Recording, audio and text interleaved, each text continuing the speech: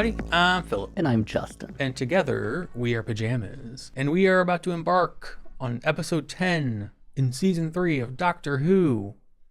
We just wrapped up previously a very good two-parter that we both enjoyed.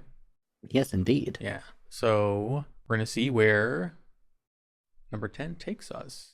Not spoilers, but I've heard from many people in comments and from my patrons that the back half of season 3 is their favorite. Not of all, like not of everything, but that people like the last or the second half of the season. So I've heard varying degrees of that being said in various ways without getting too spoilery, which I always appreciate. We're gonna put the usual stuff on the screen now. It is really warm today in the apartment. So that's that. And yeah, that's that. And it will be a thing until summer goes away, which is not happening anytime soon. Summer sucks. So yes, without further ado, let's get right into episode 10 and see where the Doctor takes us this time and who he bosses around and all that fun stuff that you know I love.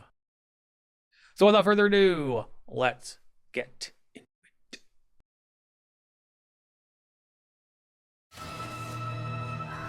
Hello, child. That was a quick rain shower. Yeah. Huh. Feels like it's gothic horror-y. Alright, you got my attention. Don't look away and don't blink. You just stand there with your eyes open forever. What are you supposed to do? If you can't blink. Come on, I want to dance.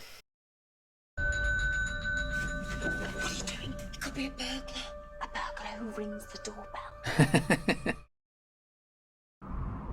Catherine Wainwright. But she specified as old Hull. 1920. Oh, wow. That was more than one. Ooh. 1902. You told him you were 18, you lying cow. My mum and dad had gone by your time. Okay, that was weird. Like, you can hear me. Well, I can hear you. Okay, that's enough. Told them I had a family crisis. Why? Because life is short and you are hot. Drink. No. Ever? You die in the past, and in the present they consume the energy of all the days you might have had. All your stolen moments. All the DVDs I own, the Easter egg was intended for me. You've only got 17 DVDs. That's what I thought. 1969. We're stuck. All the space and time he promised me. Now I've got a job in a shop. I've got to support him. Martha? I've seen this bit before. They're not weeping. They can't risk looking at each other. Their greatest asset is their greatest curse. Don't blink. Good luck. And how do you leave? You're not looking at the statue. Neither are you.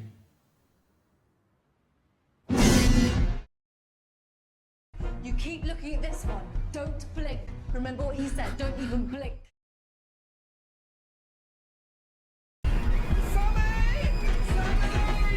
Break a window. Seriously. He tricked them. The Doctor tricked them. They're looking at each other. They're never gonna move again. Gets a bit confusing at times, especially at weddings. I'm rubbish at weddings. Especially my own. Oh my god, of course. Good luck.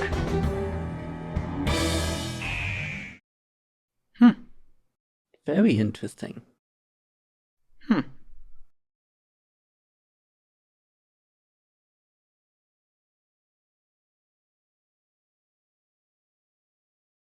Actually reminds me of the SCP. I really like this one a lot. I was not expecting, like, I mean, when I said in the beginning that it felt like it was going to be kind of like horror-esque during the opening credits, it gave off a vibe and it delivered on that vibe. It was clever of him to have them look at each other. Yeah, that part, like, it didn't register with me yet because I'm still like, this is all like new information. So we had to have them all attacking, and then the TARDIS disappears, and then yeah, they're stuck. I was like, ooh, yeah, there's this race called the Weeping Angels, aka the Lonely Assassins. When you look at them, they turn to stone. When you look away, they move. Yes. Huh. That is very cool.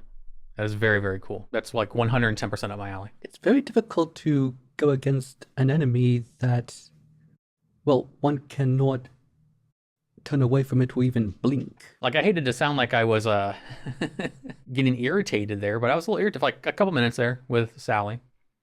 Like, the poor guy's just standing there like, you know, his eyes are watering because, you know, you can't blink. I'm assuming he, like, rounded the corner, was just walking backwards the entire time, because otherwise, if he was running away, it gets him. So I was like, how did you get to the cellar? But it's a new concept, so, you know, maybe I don't know all the rules yet. Possibility.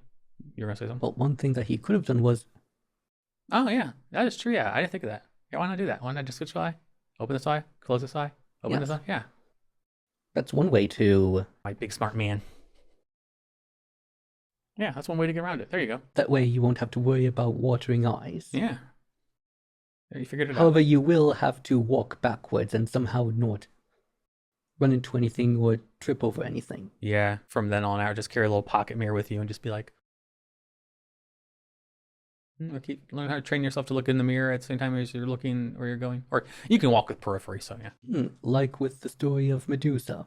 Yeah, exactly. Yeah, just use the shield Yes, to reflect. and it's the weeping angels that are turning to stone instead of their prey. Yeah. Self-inflicted Medusa. An interesting concept that they feast on potential energy. Yes, that is. I was like, there's the lore of this. When I said it's up my alley, that's what I mean. Like, this is so well thought out. So well thought out. Potentiality. Mhm. Feeding off of something that could have been or could not have been. Just the world building and the lore for this race, these creatures, is so intriguing that, as you said, whatever life you had left in the present to the future, they take from you and send you to the past. It's very cut and dry, but inside this bubble, there was so much cool shit that happened. You know, to my Whovian watchers, are the Weeping Angels something from the past in the older episodes, or is this a new invention in New Who? Let me know down in the comments. Yeah, this might be like the shortest discussion after ever, because I can't, like, it was just neat. I'm a huge horror nerd, so, and love the concept, love the design, love the execution of it, love the twist of why they're covering their eyes, they're not weeping, love the different poses, how intricate they had to do that, and then film it, and then move it, and then film it, and then have the different ones come in, and then film it. I tend to like the ones that aren't Doctor-centric. Like, I think it was last season, I think it was Love and Monsters, where like the group of them got together and she turned into like the slab of concrete at the end. But up until then, we enjoyed it a lot because it was a lot of fun. Thankfully, this one didn't end on a very creepy, very contentious last scene. But up until then, I really enjoyed that episode a lot. It almost made my medal ceremony, but I went the safe route, and I still don't regret my choices. But that is neither here nor there. This is another one that was not. It was Doctor-centric, but it was not as like Doctor is. If it was a chessboard, the Doctor, it wasn't like, you know, the king on the board this time. You know, Sally was the queen, and she was in charge of the chessboard. And, you know, then the pieces were being moved around, and the Doctor was just like a periphery player, and I like that. It's nice to have a break from the Doctor every once in a while. But yeah, so it was just cool to see someone else kind of have the focus, and I think this was a much stronger story than Love and Monsters was. I just thought Love and Monsters up till the end was charming, and the characters are very likable. This one's story is just ridiculously good. One thing this show is very good at, very, very good at, not all the time, but when it does it, like with the Daleks in season 1, is introducing a villain type character and making them immediately relevant. Within minutes, we saw what the Weeping Angels could do, what they did to Kathy, and we saw the power, and oh, wow. Immediately, these things were a threat. But this is on par to me with the Daleks, like Weeping Angels. If they come back, it's going to be like, ooh, we're in for it now. What's going to happen now? 2 very big thumbs up for me. I really, really, really enjoyed this one. We've had 3 very strong episodes back to back to back. I've thought of something. They cannot be seen. Mm-hmm. Could they have actually been stopped if there were a spider in the room? They don't say what kind of eyes have to be on there. Huh. What do you think out there, everyone? If there was a spider in the room, would the Weeping Angel be stopped in its tracks? Since I thought, considering that it's an old house and clearly not very well sealed, surely something would have made it its home. Yeah, that's true. Yeah, spider would be the best bet. Unless if maybe that's why in those scenes when they were standing still while the characters weren't watching, maybe that's because something else was watching them. Maybe a bird was flying by the window. All right, would you like to get my notes? Philip's notes. Well, we open up and the doctor's saying, don't blink, don't blink. And it's on the wall, you know, and she's peeling it back and her name's there.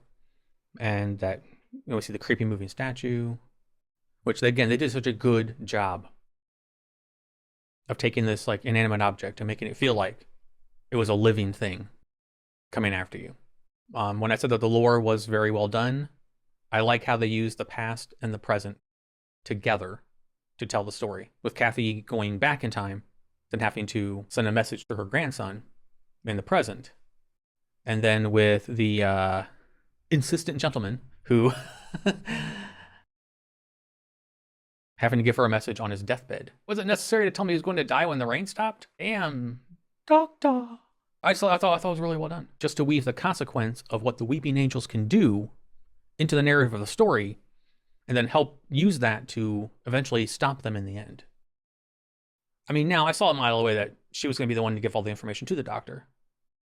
But still, the way they did that, like he just happened to appear in front of the shop. Very cool that they named the shop Sparrow and Nightingale. Nice touch. Just the way they constructed all the pieces to tell one linear story, including the doctor being in the past, putting his stuff onto DVDs. Like, it just, it's very impressive, I think. I also like the idea that the doctor's videos are him having a conversation with her, but he only knows the conversation because the other guy's transcribing it. Like, again, that's just it's so cool. I like that. Just as it's pieced together, and yeah, really neat. I did like the line, sort of the guy in the DVD store saying, you know, girl, go to the police. And she's like, Then I thought, of all the times to maybe not go to the police, maybe this one. That worked out because she met, you know, pushy, not at all smooth. I don't know how to touch that one. It just bordered on like a little too aggressive. I think that's the problem I have with that, was the guy was a little too aggressive. Like, is that your number? Like, dude, I get it. You think she's pretty. And then another really cool piece of writing, even though I didn't like the doctor saying that the guy was going to die at the end of the rain, I liked that it was the same exact rainstorm he was taken in. And then all these years later, when he meets her again, it's the same exact rainstorm they met in. Just so cool. I had a nitpick. I wanted to nitpick really aggressive guy getting her number, but it's fine. Not everyone can be written the way I would like, obviously. I suffered through 2 seasons of someone like that, so I can. This is a one-off. It's fine. It's fine. If I didn't nitpick anything though, when Sally was running around while the other guy had to stare at the statue, that was some like slow ass motherfucking Jeff. If you get it, you get it. Levels of like, just fucking do something. Just do something. Like I said, I wrote, break a window. Break a window. Do something. This poor dude is standing there. She's like, I don't know what to do. I don't know what to do. I don't know what to do. I don't know. Oh, there's a cellar. What? I know. It just annoyed me. There should have been a little more urgency. I wasn't sure how long he would have been able to be in that staring contest. It was like she was so concerned with, obviously, trying to escape, but she didn't seem very concerned with trying to escape. If you get what I'm saying. Now, granted, they went down in the cellar and the TARDIS happened to be there, so it was supposed to happen like that. But a little more urgency, I think, because everything else in the episode was so strong. Decisions and reactions and all of it just worked. I think that's why it stuck out to me, just because everything else was so seamless. That was kind of like I know they were stalling for time to get the suspense up of him staring that long, but I think it could have been written a little tighter and still gotten to the cellar in some way. Like it just felt weird. It just felt off to me. When they're in the shop together, she says it's just a shop, nothing more. I wrote, guy harasses her, interested. The guy helps her save their lives. Not interested. And I'm not saying that there's a correlation. Like, you don't have, just because somebody's nice to you does not mean you owe them anything. You know, the whole nice guys thing and nice girls thing. I'm not saying that. I'm just saying this. And in this narrative of this story, it was just kind of stuck out. I found it amusing that when the doctor and Martha were trying to go do whatever they're going to do at the end, they had bows and arrows. Like, what are you fighting that you need a bow and arrow? It's interesting. That was funny. I actually would like to know if that's an episode. Is it a... Yeah, a little Easter egg to the future for us. Or a little hint at a future episode as they go fight 4 things and a lizard. But yeah, that is all for my notes. Everything else in there is for my patrons over on Patreon. Fantastic episode. Absolutely fantastic. This could have been a 2-parter, and I would have had no complaints at all. I thoroughly enjoyed this one. So did I. I'm going to assume this is a fan favorite. This can't be one of those ones that we like, but then everyone else hated. This can't be. This has to be a fan favorite. So if it is a fan favorite, sorry we didn't talk more about it. If you expected more, it was just so neatly packaged in like a 45-minute box that it's more of like admiring what we saw. You know, there's no real deep dive yet. Now, if they come back and we get more lore, then yeah, we'll have something to call back on. For a brief moment, he did describe time. Mm-hmm. That it's more like a ball instead of being a linear line. Yeah, yeah. Which would make sense how the TARDIS can then move inside this ball. Is there anything else you'd like to add about this episode? No. Okay. Well, I was going to wrap this one up. We're going to go turn the AC back on because it is hot as in the apartment right now. We need to go cool down and make lunch. So as always, I don't have a fancy outro, so I'll simply say thank you for watching, and we will see you in the next one. Until then, goodbye. Goodbye.